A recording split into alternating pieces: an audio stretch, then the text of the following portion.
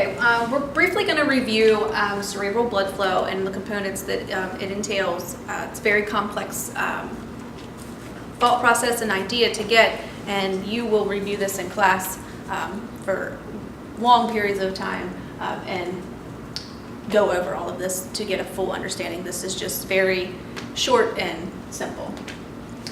So we'll start out with the brain as an oxygen and a sugar hog. It will do everything that it needs to do to ensure that it gets both of those that it needs. The blood flow is provided to the brain through the circle Willis, which we discussed previously in another video. And the amount of cerebral blood flow is about 15% of your cardiac output.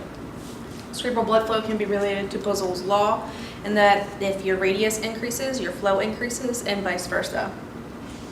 There are four primary components that assist with autoregulation in cerebral blood flow and the regulation of it, and they are your PaCO2, your PaO2, and your cerebral perfusion pressure, along with neurohormonal factors that we will not be discussing. We'll also provide you guys with a very good article that goes over this more in depth. So the short and synopsis we're going to go over now. So your PaCO2 is the main driving force. CO2 is a potent cerebral vasodilator. And you can see that there's a linear relationship between your PaCO2 and your cerebral blood flow in this region until it meets this peak. And after it meets that peak, it is no longer able to regulate due to the fact that your brain is like a box through the Monroe-Kelly hypothesis, that it can only hold so much, which you will learn about as well.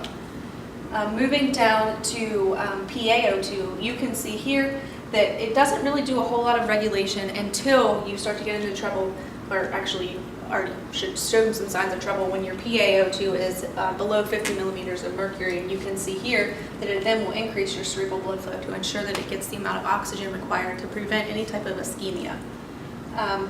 If you are unable to do this and there's a malfunction in this mechanism, and 3 to 8 minutes is the time frame of when ischemia will occur. So it's important to keep that in mind. Moving over to cerebral perfusion pressure, your cerebral perfusion pressure is your MAP minus your ICP. You can see here that the body is able to auto-regulate when your cerebral perfusion pressure is between 50 and 150. When you go outside of those windows, you are not able to auto-regulate, and if you increase above that, you have an increased amount of pressure, increased amount of cerebral blood flow, which will then put you at risk for stroke. And if you go below that, again, you'll have decreased cerebral blood flow and put you at risk for hypoxia. Moving over to combining all of them together, you can see that the body maintains a homeostatic state when everything is within normal limits. Your PaCO2 is 40, normal is 35 to 45, and you can see that all the curves cross over at that area. And your cerebral perfusion pressure is 100, normal is 70 to 95, and you can see that they cross over there at the normal point as well. And then your PaO2 when you get to 100.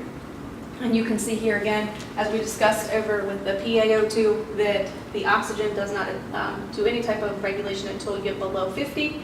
And then it starts to climb to raise your cerebral blood flow. You can see that the CO2 line is the primary driving force until you get to the peak, and it's a linear relationship with your cerebral blood flow. And then you can also see your cerebral perfusion pressure, where you want to keep it between the 50 and the 150 range so that you're ensured autoregulation.